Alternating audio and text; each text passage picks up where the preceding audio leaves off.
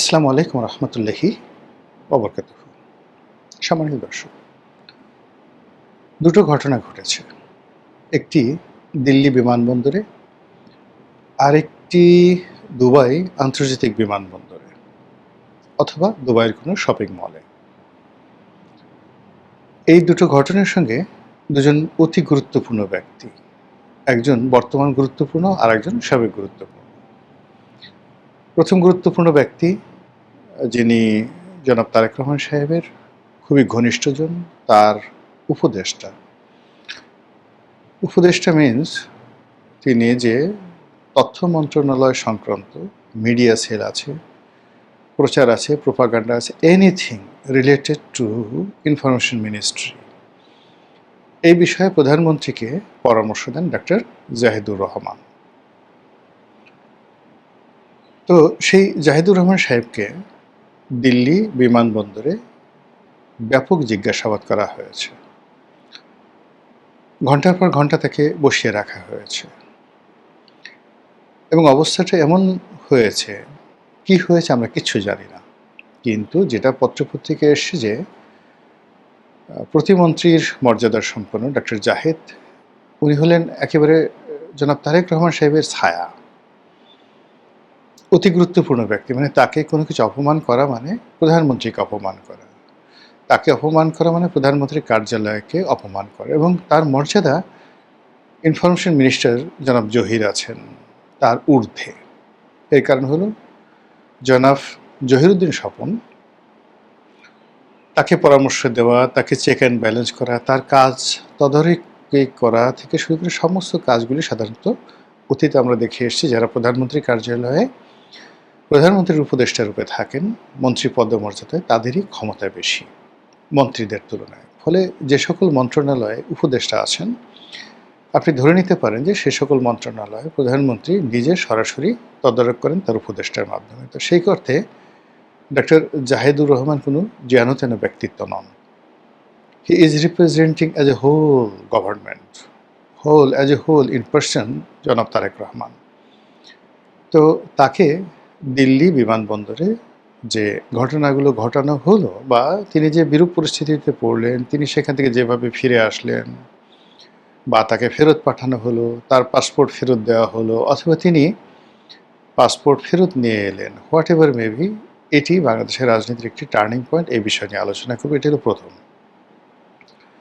দ্বিতীয় যে বিষয়টি, সেটি স্বয়ং সালাউদ্দিন সাহেব স্বরাষ্ট্রমন্ত্রী, তিনি সংসদকে জানিয়েছেন যে বাংলাদেশের সাবেক আলোচিত আইজি, যাকে মানে গ্রিক যে ম্যাথোলজি, সেই গ্রিক ম্যাথোলজির মহাপুরুষ হিসাবে পুলিশের যারা কর্মকর্তা, তার জমানাতে তিনি যখন আইজি ছিলেন তাকে ওইরকমই মনে করা হতো, যে তিনি গ্রিক দেবতার মতো পুলিশকে বাঁচিয়েছেন, পুলিশকে রক্ষা করেছেন, এবং বাংলাদেশ পুলিশ বলতে আসলে বেনজির, এরকম একটা ভাবমূর্তি তিনি তৈরি করেছিলেন। তিনি জঙ্গি নাটক করেন, অথবা তিনি জঙ্গি দমনে পৃথিবীর সেরা পুলিশ কর্মকর্তা।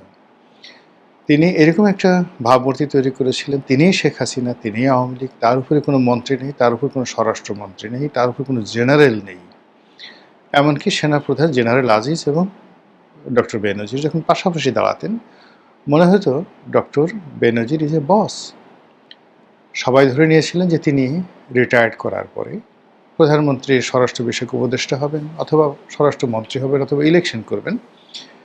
কিন্তু বিধিবাম যে কোনো কারণে হোক না কেন, প্রধানমন্ত্রী শেখ হাসিনা তার উপর থেকে বিশ্বাস এবং আস্থা হারিয়ে ফেলেছিলেন, অথবা কালের কণ্ঠসহ বিভিন্ন জায়গাতে তার বিরুদ্ধে যে সকল নিউজ এসছে, সে সকল নিউজের প্রেক্ষিতে তিনি ধরে নিয়েছিলেন যে এখন বেনজিরকে সাহায্য করা বা তাকে ওন করা সরকারের জন্য ভালো হবে না। তো সেই মানুষটি দুবাইতে গ্রেপ্তার হয়েছেন, যেটি সালাউদ্দিন সাহেব জানিয়েছিলেন, এবং গ্রেপ্তার হয়েছেন। এখানে অনেকগুলো বিষয় স্পষ্ট হয়ে গেছে। যেহেতু পার্লামেন্টে একজন মন্ত্রী বলেছেন, it means there is a legal bindings. মন্ত্রীর বক্তব্যটা হলো বাংলাদেশের দুর্নীতি দমন কমিশন যে অভিযোগ বা মামলা দায়ের করেছে, সেই মামলার প্রেক্ষিতে দুর্নীতি দমন কমিশনের যে আপনার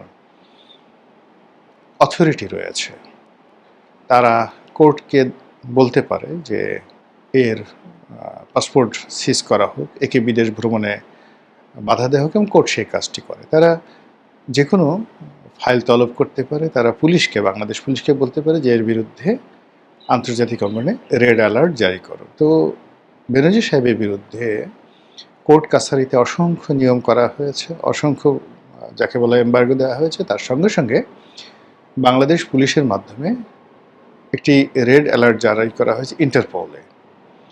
স্বরাষ্ট্রমন্ত্রীর যে বক্তব্য সেটা হলো যে বাংলাদেশ পুলিশের অনুরোধে, কার্যদক্ষতায় এবং দুর্নীতি দমন কমিশনের কারণে দুবাই পুলিশ এবং দুবাই সরকার এবং দুবাই কর্তৃপক্ষ সম্মিলিতভাবে পলিটিক্যালি, অ্যাডমিনিস্ট্রেটিভলি এবং জুডিশিয়ারির যে এখতিয়ার আছে সব কিছু প্রয়োগ করে বেনজিরকে সেখানে গ্রেপ্তার করা হয়েছে, এবং সরকার আশাবাদী খুব দ্রুত তাকে বাংলাদেশে ফিরিয়ে এনে তাকে বিচার করা হবে।